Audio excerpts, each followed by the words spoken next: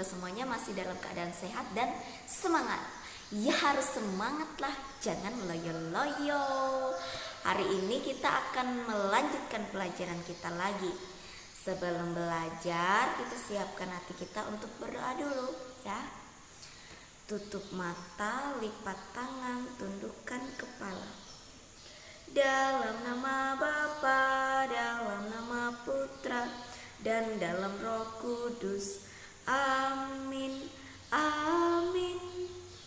Tuhan Yesus yang baik, kami hari ini mau belajar.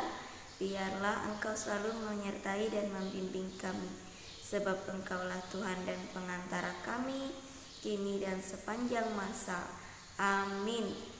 Dalam nama Bapa, dalam nama Putra, dan dalam Roh Kudus. Amin. Amin. Oke, hari ini kita akan melanjutkan pelajaran kita lagi tentang berdoa. Kemarin kita sudah belajar tentang bagaimana berdoa yang baik dan benar, bagaimana sikap-sikap berdoa. Dan hari ini kita belajar di mana kita harus berdoa tempatnya. Kita bisa berdoa di mana saja ya. Kita bisa berdoa di dalam hati kita, kapanpun kita memerlukan doa, kapanpun kita mau berdoa. Tetapi Tuhan Yesus mengajarkan dalam Injil ya, bahwa kita kalau mau berdoa, kita masuk ke dalam kamar, kita kunci pintunya, lalu kita berdoa dengan keadaan yang sunyi, yang khusyuk, yang penuh dengan hikmat. Nah,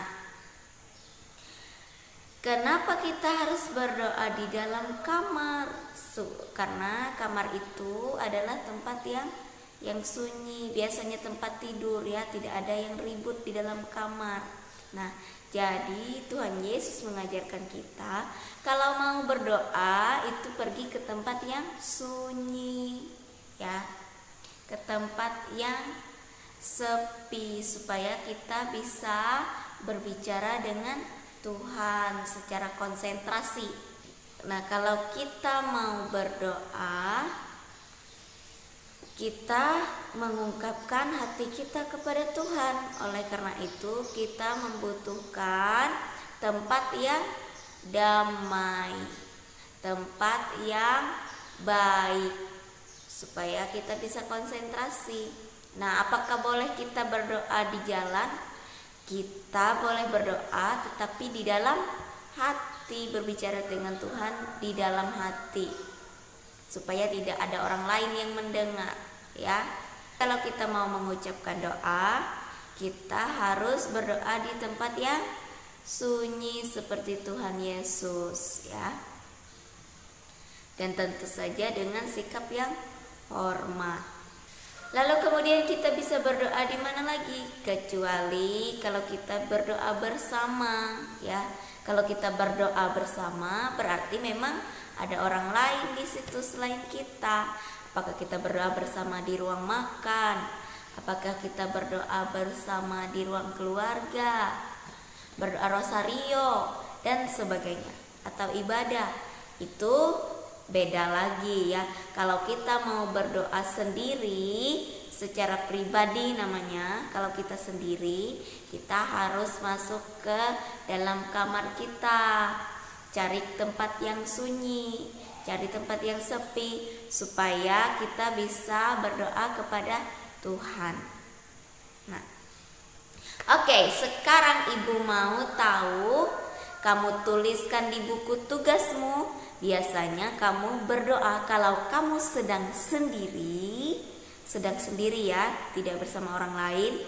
Kamu berdoanya di mana? Ya.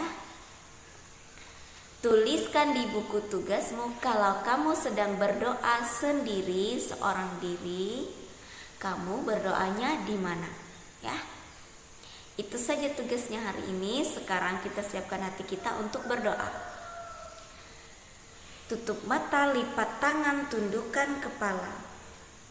Dalam nama Bapa, dalam nama Putra, dan dalam Roh Kudus. Amin.